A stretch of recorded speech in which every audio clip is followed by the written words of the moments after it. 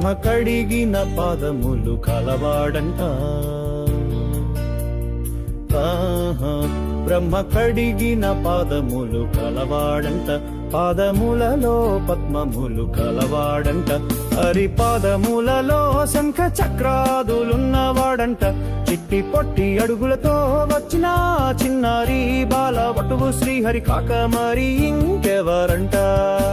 బల గర్వముతో ఉన్న బల మహాచక్రవర్తికి అహం మాత్రము తలకెక్కని వాడంట. వచ్చిన మహానుభావుని తగు రీతిలో గుర్తించేనట. తన గురువు వారించిన మాట తప్పని మహనీయుడు మన బలి చక్రవర్తి గారంట.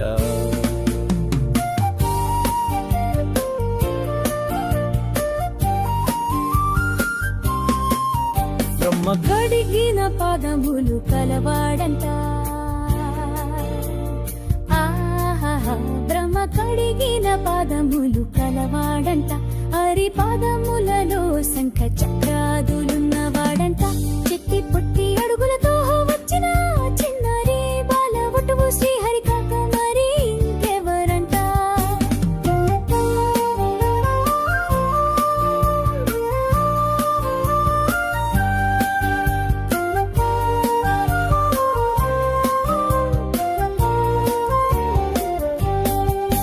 నేలంతా ఒక పాదముతో, ఆ నింగినంతా మరో పాదముతో,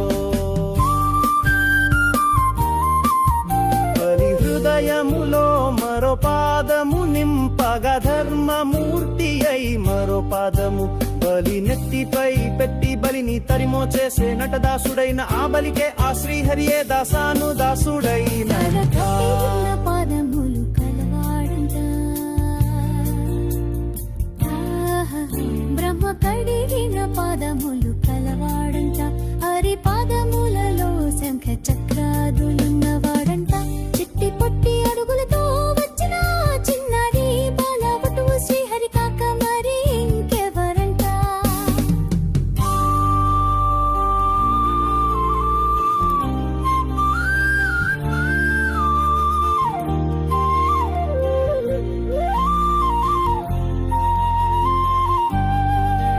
అహం తప్ప ఏ బలము లేని నా హృదయములో, షడ్వర్గాలు తప్ప ఏ సద్గుణాలు లేని నా హృదయములో, ఆ దివ్య మంగళమూర్తి లేని నా హృదయములో ఎన్నడు ఆ దివ్య మంగళ పదము మోపును కదా.